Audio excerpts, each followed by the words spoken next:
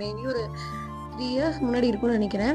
ஆனா இப்ப பார்த்தீங்கன்னா, தண்ணியே ரொம்ப கம்மியா இருந்தது. ஒரு மாரி ஸ்மெல்லியா இருந்துச்சு நாங்க போற இடம். ஸோ இந்த அளவுக்கு வந்து மழையே இல்லாம போயிடுச்சு அந்த சைட்லலாம். அதுக்கப்புறம் என் ஃப்ரெண்டு வந்து சாகசம் பண்ணிட்டு இருந்தாங்க.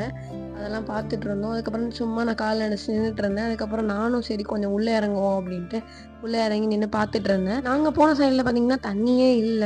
இன்னொரு சைட்ல வந்து தண்ணி நல்லா ஃப்ரெஷ்ஷா இருந்துச்சு. சரி இப்போ வந்தது கொஞ்ச நேரம் நின்னுட்டு போவோம் அப்படின்னு நின்னுட்டு, ஸ்நாக்ஸ் சாப்பிட போயிட்டோம். ஆக்சுவலா அங்க ஸ்நாக்ஸ் பார்த்தீங்கன்னா, நெறைய ஆளுக்கு என்னென்ன வேணுமோ ஐஸ்கிரீம்ஸ், அந்த சிக்கன் 65 அதெல்லாம் ஃப்ரெண்ட்ஸ் சாப்பிட்டுட்டு இருந்தாங்க. நான் ஒரு கரும்பு ஜூஸும், ஐஸ்கிரீம் மட்டும் சாப்பிட்டேன். தென் சாப்பிட்டு ரிட்டர்ன் பஸ் எப்படி போறது என்னான்ட்டு கலந்துரையாடிட்டு இருந்தோம்.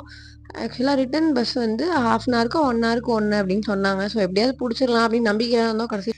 அப்புறம் தான் வந்தது ட்விஸ்ட்டு. அப்புறம் நாங்க நடந்து போயிட்டே இருந்தோம். அப்புறம் ஒரு வழியா சரி பஸ் ஸ்டாப்புக்கு போயாச்சு. பஸ் ஸ்டாப்புக்கு போனா ஒரு 1/2 அன் ஹவர்ல பஸ் இருக்குன்னாங்க. நாங்களும் உட்காந்துருக்கோம். பஸ்ஸே வரல கடைசி வரைக்கும்.